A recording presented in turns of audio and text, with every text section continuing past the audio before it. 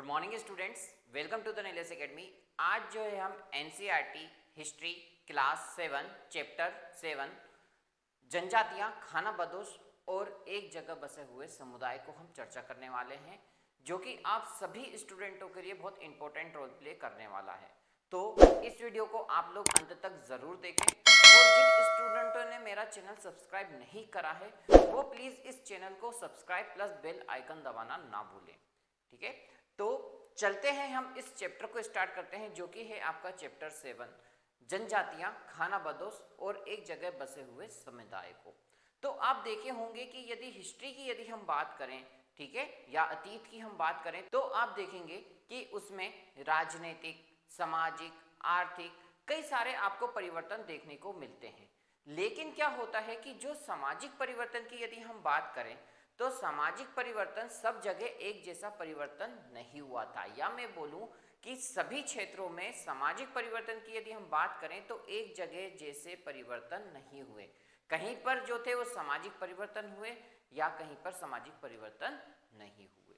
तो ये जो थे एक प्रकार से हम जो है आज इस चैप्टर में खास करके सामाजिक परिवर्तन आखिरकार कैसे हुए, कब हुए, क्यों हुए, इस पर हम आज जो है इस चैप्टर को चर्चा करने वाले हैं, जो कि आप लोगों के लिए बहुत इंपॉर्टेंट होने वाला है। तो इस वीडियो को आप लोग जो है अंत तक जरूर देखें। तो चलते हैं, हम इस वीडियो को स्टार्ट करते हैं। तो जैसा कि आपसे हम बात करें सामाजिक परिवर्तनों की, तो सामाजिक परिवर्तन में आप देखेंगे कि समाज वर्णों में विभाजित था। क्या था? समाज वर्ण में विभाजित की यदि हम बात करें, अब मैं बात करें कि यदि समाज जो था वर्ण में विभाजित था, तो समाज वर्ण में विभाजित कैसा था? तो आप देखेंगे कि समाज में वर्ण कैसा होगा, वो होगा ब्राह्मणों के द्वारा बनाए गए नियमों के द्वारा। ठीक है, तो ब्राह्मणों के द्वारा बनाए गए नियम और बड़े बड़े राजाओं द्वारा इनका पालन। ठीक है ना, प्लस क्या हो जाएगा इसमें, बड़े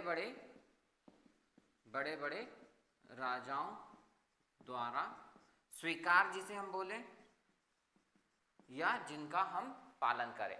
तो ये जो थे इस प्रकार से क्या हुआ, समाज को वर्णों में विभाजित या इस प्रकार से नियम अनुसार उसका विभाजन किया गया। जैसे उदाहरण, जैसे अब हम बात कर लें, उदाहरण की यदि हम बात कर लें, क्या, जैसे ऊंच नीच।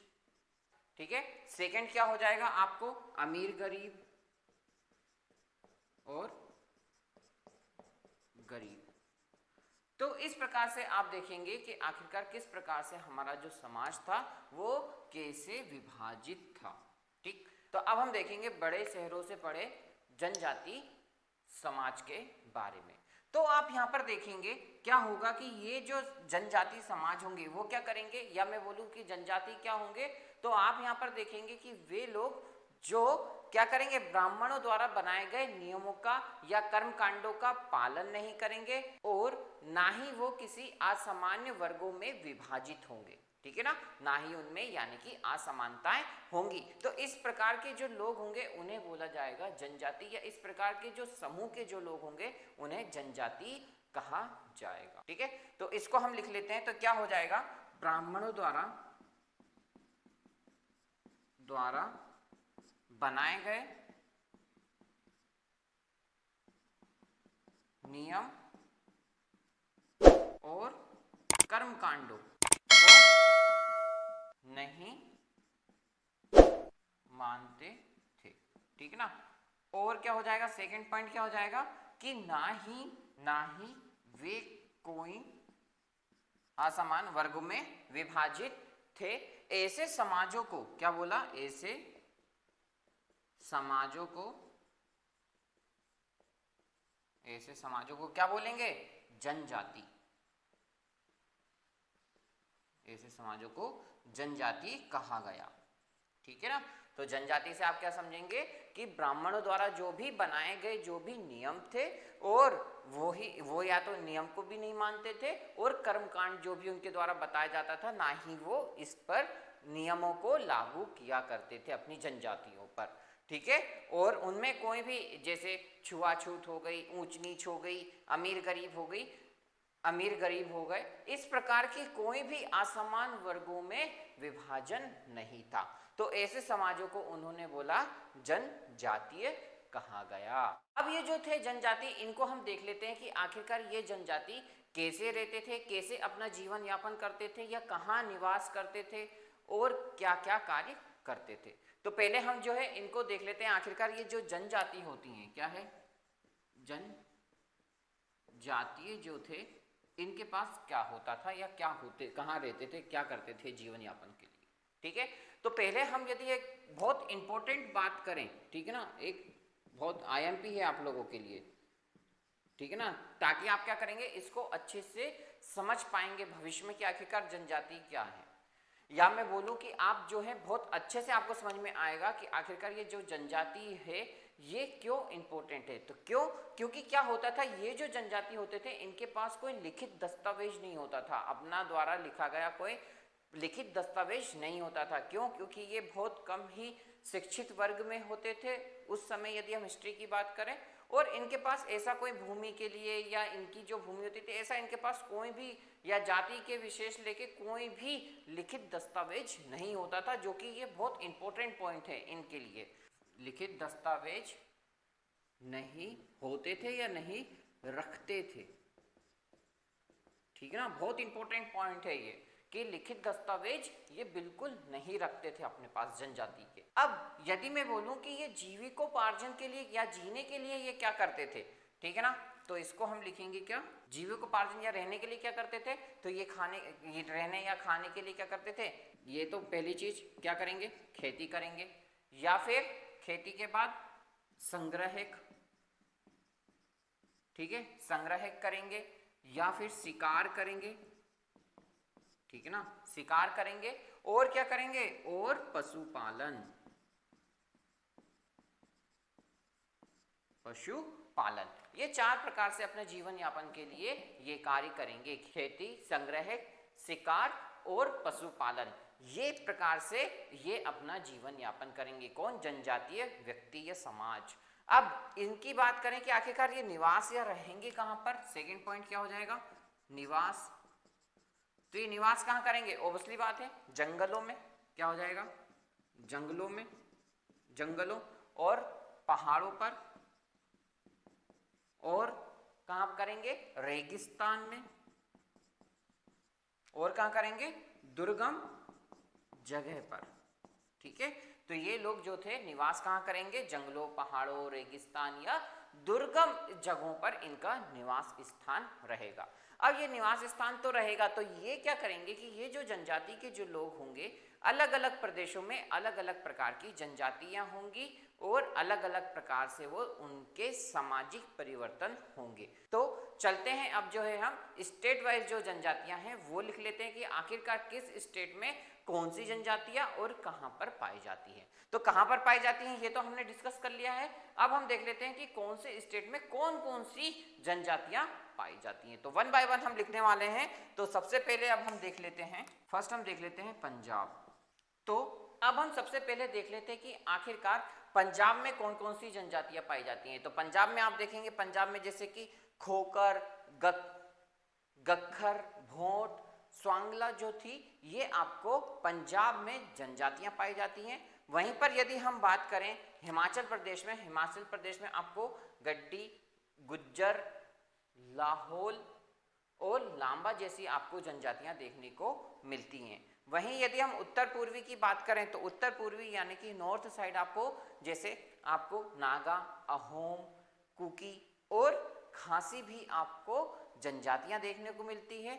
वहीं यदि हम झारखंड की बात करें तो झारखंड में आपको संथाल, असुर, बेगा, बंजारा, तो ये आपको जनजातियां यहाँ पर देखने को मिलती है झारखंड में।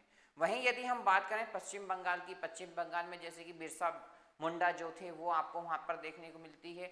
तो मुंडा जनजाति आपको वहां पर देखने को मिलती है, होस आपको वहां पर देखने को मिलती है, संथाल, लेपचा, ये आदि जो कई सारी जो जनजातियां हैं आपको अलग अलग स्थानों पर अलग अलग जगहों पर देखने को मिलती है। तो चलते हैं, अब हम देख लेते हैं कि आखिरकार ये कुल क्या होते हैं। जो परिवार में आपने सुना होगा कुल क्या होते हैं वो देखते हैं। अब हम देखते हैं कि आखिरकार ये कुल क्या होते हैं। किसकी बात कर रहे हैं हम, कुल की। ठीक है ना। परिवारवाद में आपने कई बार सुना होगा ये कुल शब्द। तो कुछ नहीं, परिवारों और घरों का या ऐसा एक समाज होता है जिन्हें हम कुल कहते हैं, जो एक ही पूर्वजों के संतान होने का दावा करते हैं। ठीक है, उन्हें हम बोलते हैं कुल। कुल को हम कैसे लिखेंगे? जो एक ही पूर्वजों की संतान होने का दावा करते हैं, उन्हें हम क्या बोलेंगे? कुल बोलेंगे। क्या बोलेंगे उन्हें? ऐसे समूह को, ऐसे जनजाति समाज के समूह को हम क्या बोलते हैं? कुल कहते हैं। ठीक है ना, क्या कहते हैं? कुल कहते हैं। तो जल्दी से आप लोग जो है इसे नोट डाउन कर लें, या फिर आप मेरे हैंड रिटन नोट्स या वीडियो भी परचेस कर सकते हैं। तो इसके लिए आप मुझे दिए गए नंबर पर कॉल या व्हाट्सएप जरूर करें। तो अब हम चलते हैं, हमारा जो सेकंड पॉइंट है उसको डिस्कस कर लेते हैं कि आखिरकार खानाबदोश और घुमंतू लोग कैसे रहते थे। क्या है हमारा सेकंड पॉइंट? सेकंड पॉइंट है हमारा, ठीक है। तो नेक्स्ट हमारा क्वेश्चन होता है खानाबदोश और घुमंतू लोग कैसे रहते थे।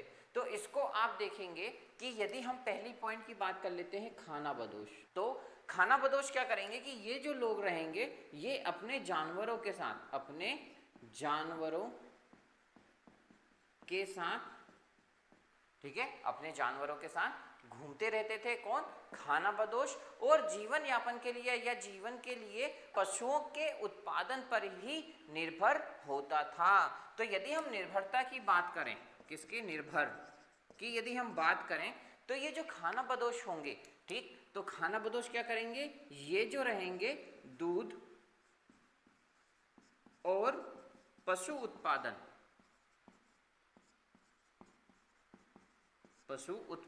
पर ही निर्भर रहेंगे। ठीक है ना। तो ये जो खानाबदोश रहेंगे ये पशु उत्पाद पर ही निर्भर रहेंगे। इसका यदि हम उदाहरण की बात कर लें, ठीक है, तो इसका उदाहरण क्या हो जाएगा? उदाहरण हो जाएगा जैसे बंजारा, ठीक है ना। बंजारा जनजाति, इसका क्या हो जाएंगे? एक बेस्ट एग्जाम्पल आपको देखने को मिलेगा बंजारा। तो अब बंजारा क्या करेंगे? ये कई सारे जो लोग रहेंगे वो इधर से उधर जाते रहेंगे या भटकते घूमते रहेंगे। कई सारे जो बंजारे होते थे वो जो घूमते थे, उनके कई सारे जो समूह होता था, जो कारवा थे, या तो उन्हें कारवा बोला जाता था या फिर उन्हें टांडा भी कहा जाता था। तो बंजारा के समूह जो होते थे उनके कारवा को क्या कहा? टांडा कहलाता था। अब ये टांडा किस काम में आता था? तो इसका काम जो थे ये व्यापारी लोग किया करते थे। व्यापारी जो लोग थे वो इनका उपयोग किया करते थे। तो कैसे? कि व्यापारी लोग जो भी सामान ढोने को या व्यापार करने के लिए सामान एक स्थान से दूसरे स्थान इन्हीं के द्वारा क्या करते थे? स्थानांतरित, ट्रांसपोर्टेशन किया जाता था। मतलब व्यापारी लोग जो थे वो एक स्थान से दूसरे स्थान माल की ढुलाई जो थी वो बंजाराओं के द्वारा किया करते थे। तो व्यापारी लोग इनका इस्तेमाल काहे में करेंगे? अनाज की ढुलाई में, अनाज, ठीक है। तो व्यापारी लोग इन बंजाराओं का इस्तेमाल करेंगे। तो अनाज की जगह हम क्या बोलते हैं? कोई भी जो भी संसाधनों की ढुलाई, जैसे कि आप व्यापार कर रहे हैं किसी भी कम्बल का, रजई का, कपड़ों का, जूतों का, चमड़े का, तो ये जो भी व्यापार करेंगे व्यापारी लोग, तो इनका इस्तेमाल किस में करेंगे? एज ए ढुलाई करने में, माल को धोने में जो था वो बंजारों का उपयोग करेंगे। अब जो होता है, हम नेक्स्ट पॉइंट को ध्यान देते हैं जो कि है हमारा बदलता समाज, नई जातियां और श्रेणियों को डिस्कस करते हैं। क्या है हमारा नेक्स्ट पॉइंट? अब नेक्स्ट पॉइंट अब हम देखते हैं इसमें कि बदलता, ठीक है, इनके बारे में अब हम जो है डिस्कस करने वाले हैं, बदलता समाज और जाति और समाज के बारे में। तो इसको हम ऐसा भी समझे कि अब वर्णों के भीतर छोटी छोटी जातियां जो थी वो भी बनना प्रारंभ हो गई, या मैं बोलूं वर्णों के भीतर छोटी छोटी जातियां उभरने लगी। जैसे यदि हम उदाहरण की बात कर लें, किसकी बात कर लें? तो उदाहरण क्या हो जाएगा? उदाहरण आप देखेंगे कि अब क्या होगा, ब्राह्मणों के बीच भी क्या होंगे? नई जातियां उभरने लगेंगी या नई जातियां आने प्रारंभ हो जाएंगी। तो इसको ऐसे समझ लें कि ब्राह्मणों के बीच नई नई जातियां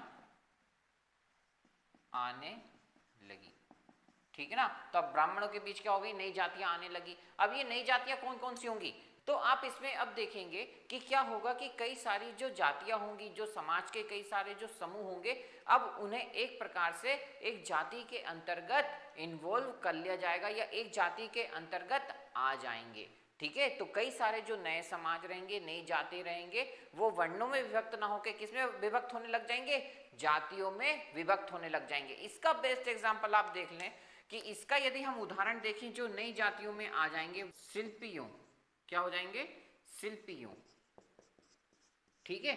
शिल्पियों जो रहेंगे ये नई जाति में विभक्त होने लग जाएंगे। जैसे कि शिल्पियों में कौन कौन आ जाएगा, जैसे कि आप बोल दें लोहार, सोनार और बढ़ाई और राजमिस्त्री, तो ये लोग क्या होंगे, वर्णों में विभक्त ना होकर क्या करेंगे, एक नई जाति का निर्माण कर लेंगे। क्या करेंगे, जाति या समाज के संगठन का आधार,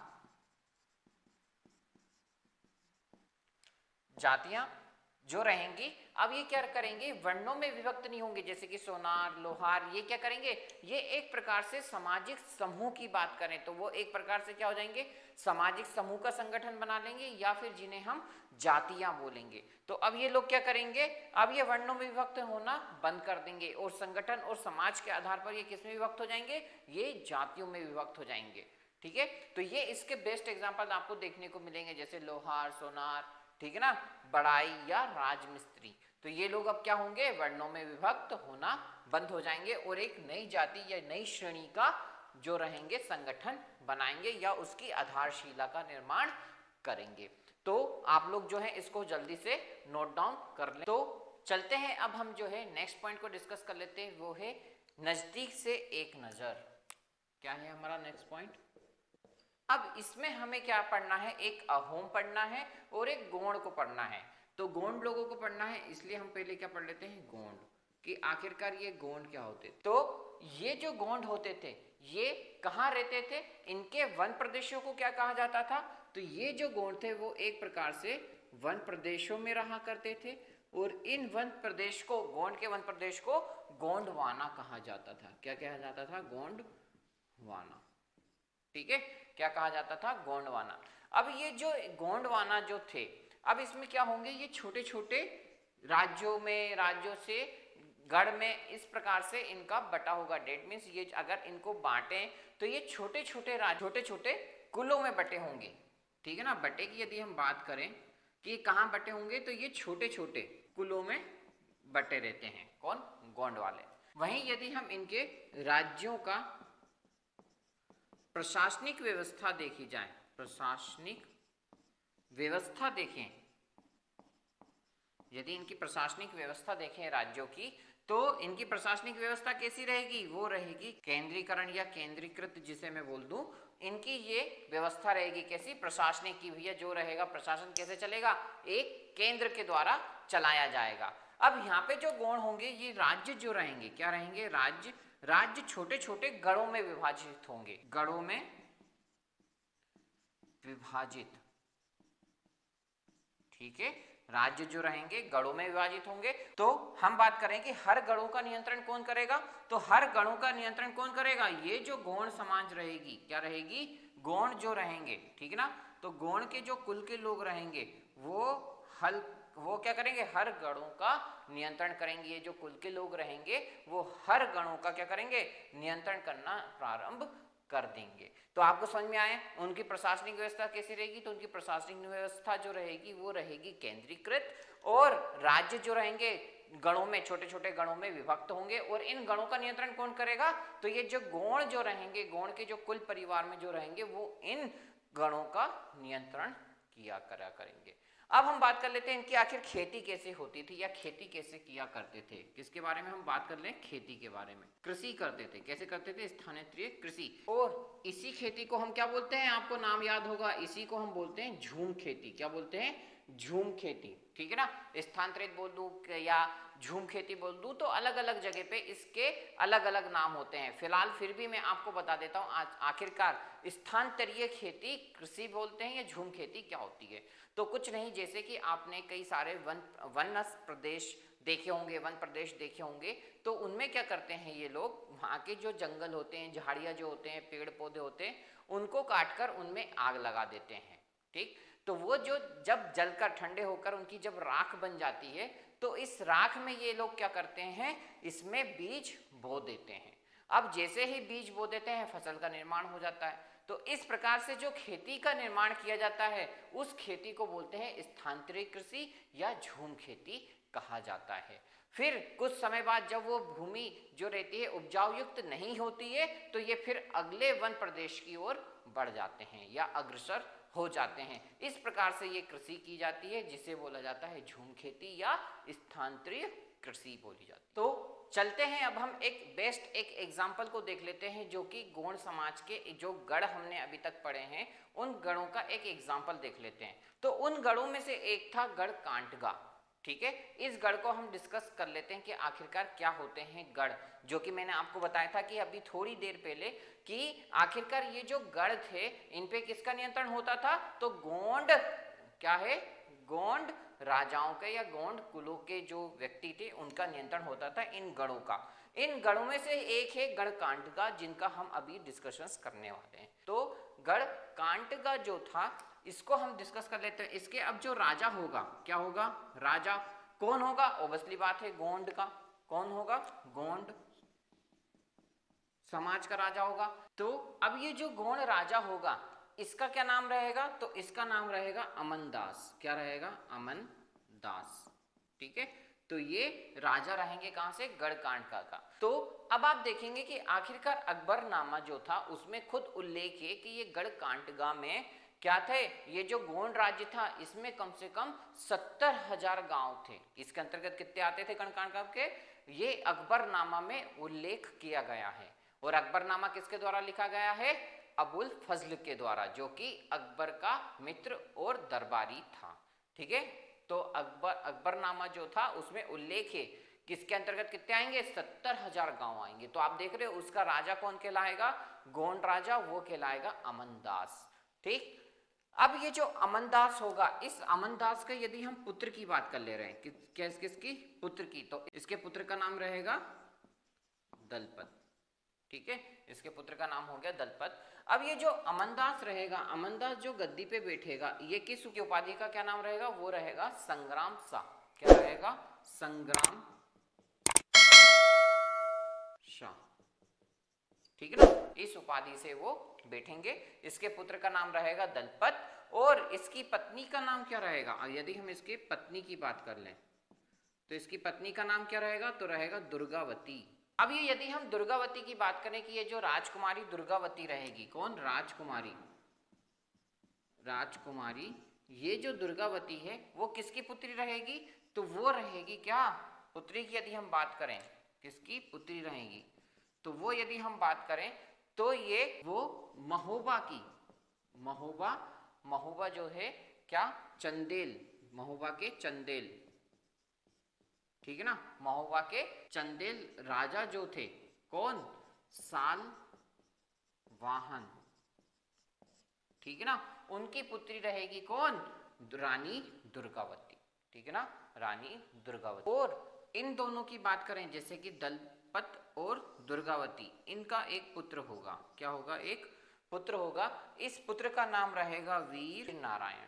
लेकिन क्या होगा कि ये जो दलपत रहेगा वो कम आयु में ही मृत्यु हो जाएगी। अब क्या होगा कि नोट करने वाली बात क्या होगी, 1565 में 1565 में जो आसिक खान रहेगा, मैं आसिक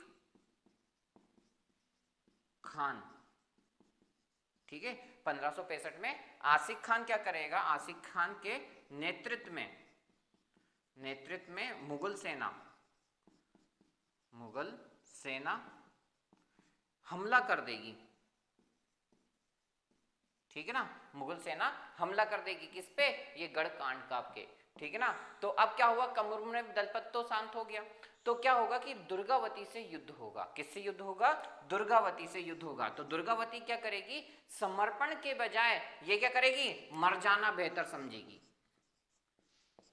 मर जाना, या मैं बोल दूं शहीद होना ज्यादा बेहतर समझेगी कौन, दुर्गावती। तो मर जाना बेहतर समझा, ठीक है। तो क्या होगा, दुर्गावती जो होगी युद्ध लड़ते लड़ते क्या हो जाएंगी, ये शहीद हो जाएंगी या मर जाएंगी, और उनका पुत्र भी साथ में क्या हो जाएगा, शहीद हो जाएगा। तो इस प्रकार जो हो जाएगा, आसिक खान के नेतृत्व में जो मुगल सेना रहेगी वो जीत जाएगी, और ये यहाँ पर किसका राज हो जाएगा, अब मुगल सेनाओं का। तो रानी दुर्गावती मर जाना बेहतर समझेगी, और वीर नारायण जो रहेंगे ये एक वीर गति को प्राप्त हो जाएंगे, ठीक है। तो ये जो था ये गणकांडका का मैंने आपको फ्लो डायग्राम के थ्रू बहुत अच्छे तरीके से समझाया है, तो आप लोग इसे लिखना ना भूलें। तो जल्दी से आप लोग इसको नोट डाउन कर लें। नेक्स्ट अब हम देखते हैं अहोम। तो अब हम चलते हैं नेक्स्ट जो हमारा पॉइंट है अहोम, उसको हम डिस्कस कर लेते हैं। क्या है, अहोम को हम डिस्कस कर लेते हैं, अहोम क्या था। तो आखिरकार ये अहोम कहाँ देखने को मिलेगा, अहोम जो व्यक्ति थे, या मैं बोलूं अहोम जो जनजाति थी वो कहाँ बसे हुए थे, तो अहोम बसे थे कहाँ, म्यांमार में। म्यांमार में कहाँ पर, ब्रह्मपुत्र घाटी में, ठीक है। तो अहोम जो थे वो कहाँ बसे हुए थे, म्यांमार में ब्रह्मपुत्र घाटी पे। अब ये क्या करेंगे, धीरे धीरे अहोम भूस्वामी जो रहेंगे उनका दमन करना स्टार्ट कर देंगे, यानी भूस्वामी जो रहेंगे, भुइया जो रहेंगे, उनको जो उनके ऊपर जो अत्याचार करें उनको सहना वो बंद कर देंगे। तो इनके दमन को वो जो थे वो बंद कर देंगे, और एक नए राज्य की स्थापना कर देंगे।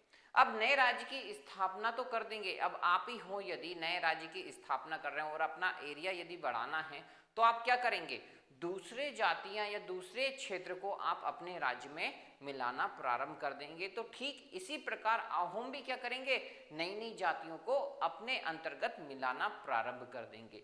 जैसे हम जातियों की बात कर रहे हैं, तो जातियां क्या हो जाएंगी, ठीक है। जातियों की यदि हम बात करें तो कौन सी जाति, पहली होगी चुटियो, कब, 1523 ईस्वी में मिलाना प्रारंभ कर देंगे, और सेकंड होगी कोच हजो, ठीक है ना। कब मिलाएंगे ये, 1581 ईस्वी यानी 1561 में ये क्या करेंगे, इन दोनों को, अपने जनजातियों को अपने राज्यों में मिला लेंगे, ठीक है। तो ये क्या करेंगे, ये जो जनजातियां हैं जैसे चुटियों या कोच हजो को अहोम में मिला लेंगे, और इनका धीरे धीरे क्षेत्र जो होगा वो विस्तार पूर्वक बढ़ता चला जाएगा। वहीं यदि अब हम बात कर लेते हैं इनके इस्तेमाल की, क्या करेंगे, 1530 में ये आग्नेय अस्त्रों का प्रयोग या इस्तेमाल करना प्रारंभ कर देंगे। इस्तेमाल करना क्या कर देंगे, प्रारंभ कर देंगे 1530 ईस्वी में। और 17वीं शताब्दी आते आते डेट में 1660 में ये क्या करेंगे, बारूद और तोपों का आविष्कार करने में सक्षम हो जाएंगे, ठीक है ना। क्या हो जाएंगे, सक्षम हो जाएंगे, ठीक है ना। 1960 में 16, ठीक है ना, 60 में बारूद और तोपों का निर्माण कर लेंगे। तो अहोम के लोगों को दक्षिण पश्चिम से आक्रमण का सामना करना पड़ता था। तो अब क्या होगा कि 1662 में, ठीक है ना, 1662 में क्या होगा, मीर जुमला जो रहेगा, ठीक है ना, वो नेतृत्व करेगा मुगल सेना का। मीर जुमला मुगल सेना का नेतृत्व करेगा, ठीक है। मुगल सेना का नेतृत्व करेगा कौन, मीर जुमला। और क्या कर देगा, ये हमला कर देगा किस पे, अहोम पर हमला कर देगा, ठीक।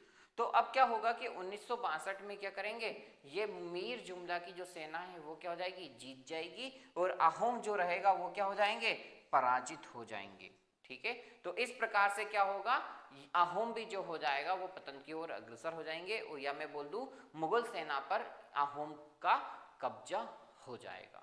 वहीं यदि अब हम बात करें इसके जनजाति के निष्कर्ष की, तो आप देखेंगे कि इस चैप्टर में हमने किस प्रकार से उनके सामाजिक परिवर्तनों के साथ साथ उनके जीवन यापन, आखिरकार उन्होंने किस प्रकार से जीवन यापन करा, कहाँ पर वे रहे, और धीरे धीरे उन्होंने सामाजिक परिवर्तन क्या हुआ, सामाजिक परिवर्तन से होते होते वो एक राजनीतिक परिवर्तन की ओर भी अग्रसर हुए, और फिर धीरे धीरे वो क्या हो गए, राजा बनना प्रारंभ होना चालू किया, या मैं बोलूं अपना राज्य स्थापित करना प्रारंभ किया इन जनजातियों में। तो हमारा जो चैप्टर है यहीं पर समाप्त होता है। आपको ये कैसा लगा, please like share comment and subscribe करना बिल्कुल ना भूलिएगा। और यदि आप मेरे हैंड रिटन नोट्स या वीडियो परचेस करना चाहते हैं तो नीचे दिए गए नंबर पर आप मुझे कॉल या व्हाट्सएप भी कर सकते हैं। Thank you so much.